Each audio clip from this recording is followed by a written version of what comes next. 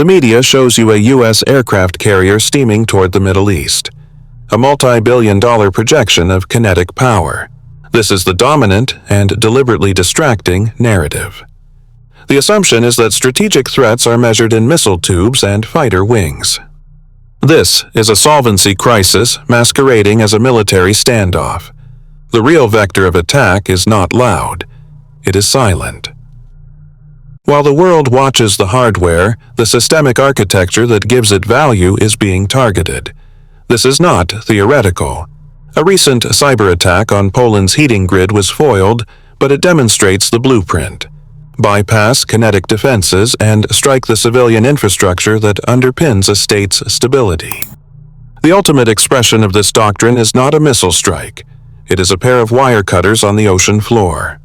CSIS and RUSI models confirm the primary asymmetric vulnerability of NATO is the undersea network of fiber optic cables that carry 97% of global data, including trillions in financial transactions. The secondary vector is satellite blinding, disrupting the GPS and communication links that guide so-called smart munitions. This protocol creates the blind Leviathan, a state with immense kinetic power, aircraft carriers, tank columns, nuclear silos, that has been rendered deaf, dumb, and blind. Its assets are liabilities on a balance sheet, unable to be deployed with any certainty. A state in this position, facing a systemic solvency crisis, does not de-escalate. It is mathematically forced to reach for the only levers it has left. The motive is not ideology. It is insolvency. Any state conducting a conventional war operates like a corporation. When the kinetic cost, the burn rate of tanks, munitions, and manpower exceeds the strategic return, the entire operation becomes a balance sheet liability. RUSI analysis confirms that a protracted, unpopular war rapidly becomes a critical domestic liability, forcing a state to pivot or face internal collapse. This is the solvency crisis. The pivot is not a choice. It is a mathematical function of this weakness. The data is unequivocal. As the conflict in Ukraine extends beyond day 1,400, according to Al Jazeera, the initial kinetic strategy is proven to be financially and politically insolvent. A state cannot sustain this rate of asset liquidation indefinitely. The system is forced to seek new leverage.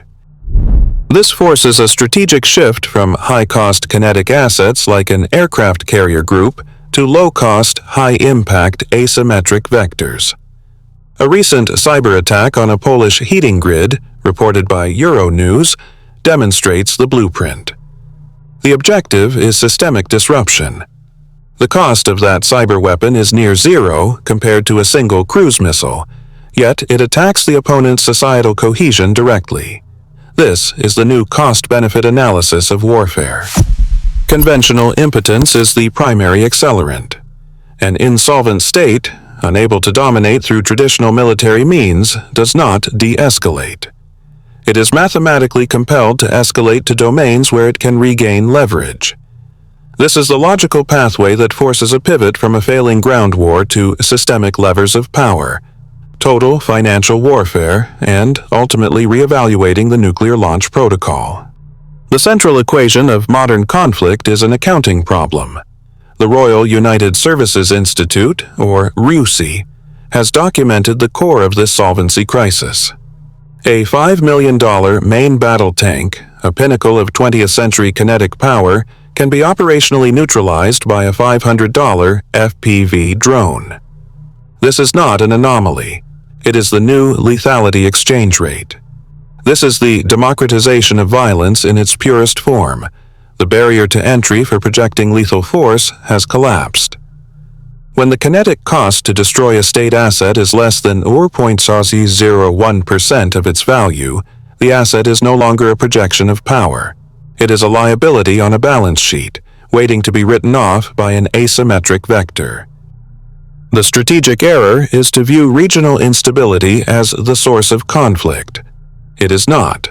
According to RUSI analyses, these territories are proxy laboratories.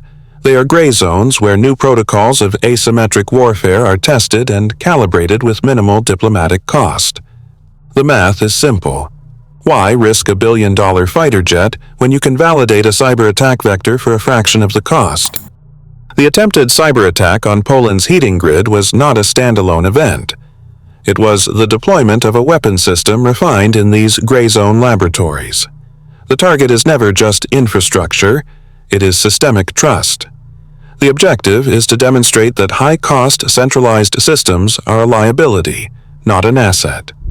Meanwhile, the legacy response remains kinetic. A U.S. aircraft carrier is deployed to the Middle East, a multi-billion-dollar asset-projecting force. This is a solvency crisis in motion. The kinetic cost to project power is becoming mathematically unsustainable against low-cost, decentralized, and deniable vectors of attack. The carrier group becomes a high-value target, not a deterrent. The war in Ukraine, now past day 1400, is the final stage of this process. The laboratory has gone operational at a state-on-state level. It is the blueprint for rendering an adversary's conventional doctrine insolvent.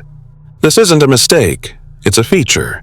When kinetic options become economically impossible, a state is forced to escalate to systemic levers, financial warfare and the nuclear threshold, to restore dominance. The terminal phase of escalation is not initiated by kinetic impact, but by data loss. State powers operate on a doctrine known as launch on warning. The protocol is a function of cold mathematics. If early warning systems detect an incoming nuclear strike, you launch your own arsenal before the incoming warheads arrive. This guarantees a retaliatory strike, thereby ensuring mutual destruction. It is the core of deterrence. Now, introduce an asymmetric vector, a cyber attack. This creates what RUSI analysts term the fog of digital war. The attack doesn't need to destroy the satellite. It only needs to blind the radar or corrupt the data feed. The screen goes black. The data stream flatlines. The commander now faces a solvency crisis of information. Is this a system malfunction? Or is it the prelude to a decapitation strike with enemy missiles already in the air, masked by the digital blackout? The doctrine of launch on warning offers no room for ambiguity. The absence of data becomes the data. To hesitate is to risk total annihilation. To launch is to initiate global thermonuclear war. The fear of being rendered impotent forces the launch. As seen with the foiled cyber attack on Poland's heating grid, attacks on critical national infrastructure are not theoretical, they are operational. When the target is the nuclear command and control network, the system is mathematically engineered to escalate. The digital attack becomes the accelerant that makes the nuclear threshold a logical, not an irrational destination. A state's military doctrine has a solvency point. The deployment of a U.S. aircraft carrier to the Middle East is a projection of kinetic power, but it is also a 100,000-ton liability tethered to a fragile digital supply chain. The recent foiled cyber attack on Poland's heating grid was not a failure. It was a low-cost data acquisition event, mapping Western cyber defenses. CSIS reports confirm that the next vector will not be declared. It will be systemic, deniable, and designed to induce strategic paralysis. The calibration shot is a mathematical certainty. Within the next 12 months, anticipate a cascading, multi-day shutdown of a Tier 1 U.S. container port. The event will be publicly attributed to a catastrophic failure in its terminal operating system, compounded by a localized power grid anomaly. The kinetic cost to the aggressor, near zero. The economic damage, a liquidity crisis measured in the tens of billions. This is not an act of war. It is an audit of systemic insolvency designed to prove high-cost kinetic assets are irrelevant. It is the final warning shot before escalation.